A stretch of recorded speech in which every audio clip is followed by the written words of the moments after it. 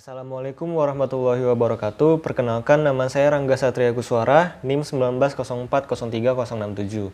Di sini saya akan menjelaskan mengenai proses permesinan dengan mesin bubut, mesin scrap, mesin drilling, dan juga kerja bangku.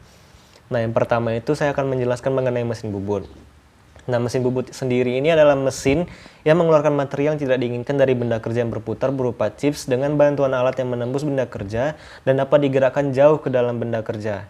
Nah, fungsi utama mesin bubut sendiri ini adalah mengurangi material dari suatu pekerjaan untuk memberikan bentuk dan ukuran yang diinginkan.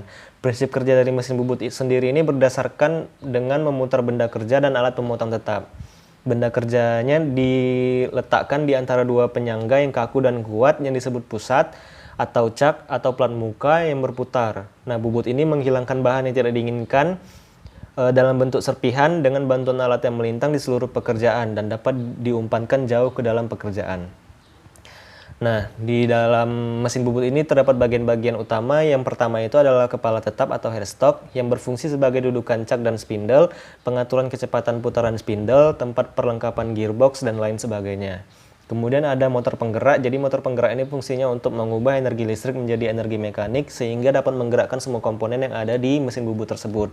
Kemudian yang ketiga ada tuas atau handle, jadi memiliki fungsi untuk mengatur kecepatan spindle, mengatur arah pemakanan, kemudian untuk menyalakan dan mematikan mesin, untuk mengatur penguliran dan mengatur arah putaran spindle. Nah, yang keempat itu ada tombol emergency stop. Sesuai dengan namanya, jadi tombol ini digunakan di saat keadaan darurat untuk mematikan mesin bubut secara langsung seperti itu. Jadi digunakan untuk keadaan yang darurat dan juga dirancang khusus untuk mendukung keselamatan kerja dalam kondisi-kondisi yang tertentu. Nah, yang kelima itu ada kepala lepas, yaitu tail lock. Jadi gunanya ini sebagai tempat penahan ujung benda kerja yang sedang dibubut atau sebagai tempat penahan kedudukan bor saat digunakan. Nah, yang keenam itu ada eretan. Eretan sendiri dibagi menjadi tiga, yaitu eretan alas, eretan lintang, dan eretan atas. Kemudian yang ketujuh itu ada dudukan pahat. Dudukan pahat ini gunanya untuk menjepit pahatan saat proses pembubutan dilakukan. Nah, dudukan pahat ini dibagi menjadi dua lagi, yaitu standar tools post dan juga adjustable tool post.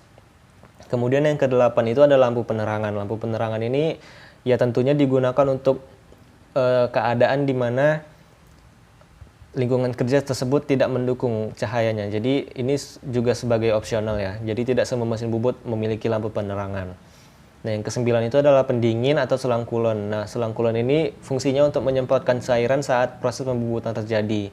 Nah, jadi ini berfungsi untuk menstabilkan suhu alat potong ketika dirasa sudah terlampau panas dan juga untuk mengurangi partikel-partikel debu yang berterbangan dari hasil pembubutan. Kemudian ada alas mesin atau bed mesin. Nah, alat bed mesin ini berfungsi sebagai tumpuan gaya pemakanan ketika proses pembubutan terjadi dan juga sebagai tempat dudukan untuk kepala lepas, penyangga, diam, dan juga eretan. Nah, yang ke-11 itu adalah poros pembawa. Jadi berfungsi untuk membawa eretan secara otomatis pada saat proses pembubutan. Nah, yang ke-12 itu ada alat pencekam. Jadi ini digunakan untuk mengikat benda kerja saat akan dilakukan proses pembubutan. Jadi alat pencekam ini dibagi menjadi dua lagi, yaitu cekam utama dan cekam kolet. Yang ke-13 itu adalah rem kaki, digunakan untuk menghentikan putaran mesin di posisi tertentu saat proses pembubutan. Jadi operator dari mesin bubut tersebut dia bisa mengatur kapan rem kaki ini akan digunakan, termasuk dalam kondisi darurat sekalipun. Nah, jadi dalam proses pembuatan ragum itu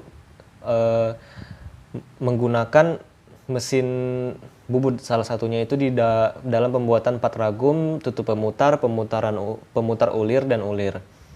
Selanjutnya itu saya akan menjelaskan mengenai mesin scrap. Jadi mesin scrap ini adalah mesin yang digunakan untuk menghasilkan permukaan datar atau bidang yang mungkin dalam bidang horizontal, vertikal, atau sudut, terus membuat slot, alur, dan alur pasak, kemudian memproduksi kontur cekung atau cembung atau kombinasi keduanya. Jadi prinsip kerja dari mesin scrap ini adalah segala jenis pekerjaan harus dilakukan di atas meja mesin. Jadi alat pemotong titik tunggal yang dipegang dengan benar di tiang pahat dipasang pada ram bolak-balik. Kemudian gerakan bolak-balik ram diperoleh dengan mekanisme gerak balik cepat saat ram membalas. Jadi alat memotong bahan selama pukulan ke depan. Selama kembali tidak ada aksi pemotongan dan goresan ini disebut idle stroke. Gerakan maju dan mundur merupakan satu siklus operasi scrap. Jadi di dalam mesin scrap ini juga terdapat beberapa komponen. Jadi yang pertama itu ada badan mesin, jadi berfungsi sebagai tempat seluruh bagian mesin, mekanik penggerak, dan tuas pengatur. Yang kedua itu ada meja mesin, jadi dia berfungsi sebagai tempat dudukan benda kerja atau penjepit benda kerja. Kemudian yang ketiga ada lengan atau ram, berfungsi untuk menggerakkan pahat maju mundur. Kemudian ada eretan pahat, dia berfungsi untuk mengatur ketebalan pemakanan pahat. Kemudian ada pengatur kecepatan, jadi berfungsi untuk mengatur atau memilih jumlah langkah lengan mesin per menit.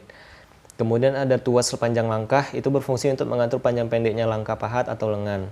Kemudian ada tuas posisi pahat, itu berfungsi untuk mengatur kedudukan pahat terhadap benda kerja. Yang terakhir adalah tuas pengatur gerakan otomatis meja melintang.